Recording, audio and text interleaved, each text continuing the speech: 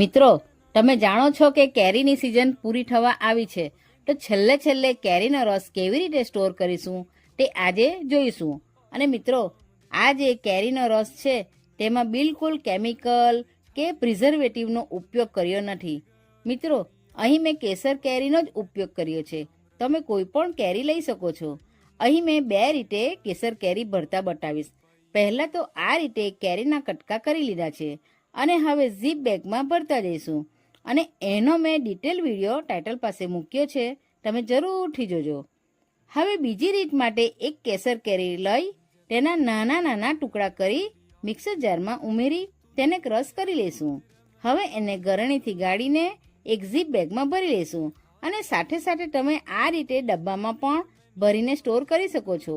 અને મિત્રો, આવા જ નવા વિડીયો જોવા માટે મારી ચેનલને સબસ્ક્રાઈબ કરવાનું ભૂલતા નહીં.